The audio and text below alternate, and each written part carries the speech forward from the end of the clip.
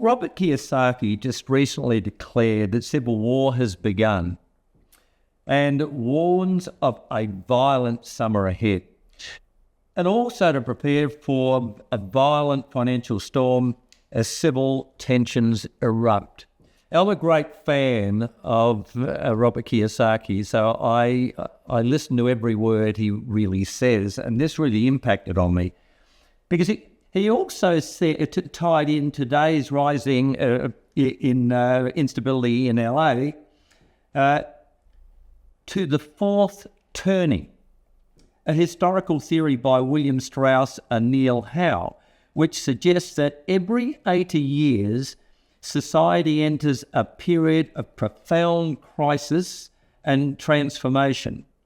Past fourth turning were the Great Depression / World War II, the Civil War, and the American Revolution. Pretty serious. He went on to say then that he had declared his belief that the current system is reaching absolute breaking point. He said, I trust that the era of bankers ripping off the world is coming to an end. Sound money, gold and silver, take away the power, of course, from the corrupt banking sector. Consistent with his long-held views, Kiyosaki repeated his call for individuals to reclaim financial control. We talk about that all of the time. Yeah.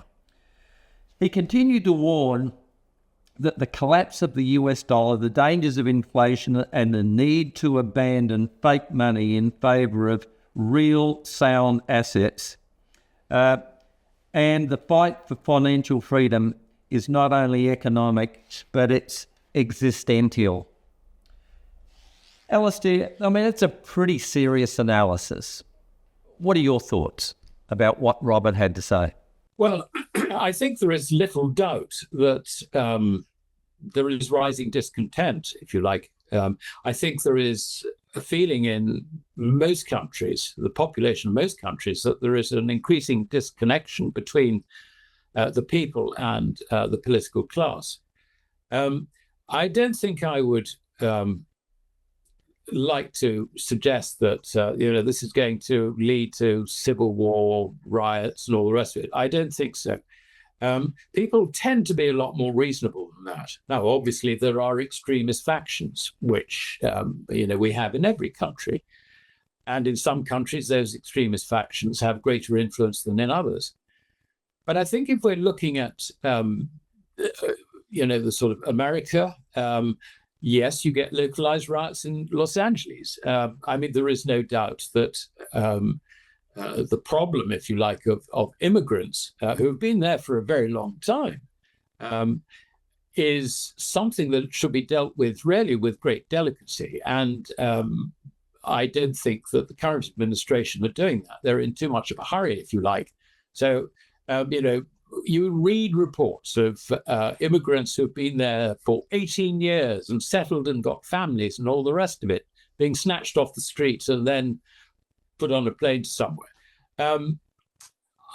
This is, I would like to think that in Europe, we're a little more civilized about this. Now, we do have huge immigration problems.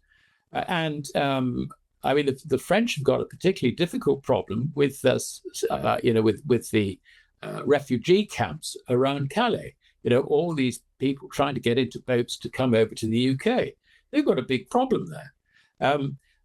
We have a big problem because we've got so many immigrants and, we're housing them and all the rest of it. And this is creating, if you like, a political narrative, which doesn't always involve common sense. It is, if you like, an emotional narrative. We've got to be very, very, very careful on this sort of thing. And I think that to try and invoke the idea of a fourth turning and revolution and all the rest of it, I don't think that really does anyone any favors at all. I would say that, yes, we do have huge problems. And the huge problems are that the levers of power which governments try and pull basically don't manage to achieve anything. They pull the levers and nothing happens. So yeah, we are seeing the current system based around fiat currencies, based around macroeconomic theories, Keynesian and monetarist. We are seeing that beginning to fall apart. But I think to start talking in terms of, rioting and all the rest of it, okay, it's going to happen here and there. But as a general thing, I think it's something not really to be encouraged. So I'd be very cautious on that. As far as how you protect yourself against these unknowns, as it were, it does make an awful lot of sense to hold real legal money in common law, in everybody's common law, which is money without counterparty risk, which is only metallic money in your possession, and that is gold and silver. And also, less so, but copper, believe it or not, we also had copper as money. Those are legal common law money. How you use them is another matter. But basically, they should secure the value of credit. And we need to get back to that security, the security of value of credit. That, I think, would deal with the riots, if you like, the economic instability that we see to a very, very large extent. I think that's the underlying problem. Quite where it is taking us in the short term, over the summer months, for example, that is something we were yet to see. But I would caution against making or assuming that the whole world is falling apart. We can see things happening. We can see how they're likely to develop. But it's always a question of timing. I don't know whether it's going to be, in the coming months, or whether, things are going to slide into a pit of valuelessness, if you like, over a long period of time. That we don't know. The other thing I would say is that it is very common for people to criticize the banking system. You have to understand that commercial banks are in the business of dealing in credit. They create credit out of thin air, just the same as we can, if you like. Well, we're not licensed to do it, but we can do it for our own family. We can turn around to our sons and daughters and say, don't worry, we will pay for your education. You're giving them a credit. It's exactly the same thing. But banks' business is, if you like, creating loans, creating credit as an asset on their balance sheet, and matching it, if you like, with a deposit, so that the balance sheet is always got a balance.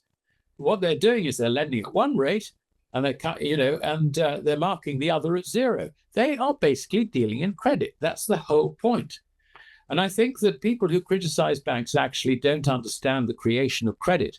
But only when you understand the creation of credit do you fully appreciate why gold and silver in possession is the only protection you've got against a credit system which has evolved into something which is likely to collapse. Yeah, I think more than ever it's time to take heed from our good friend Jim Sinclair, who always made reference to becoming your own central bank. Yeah.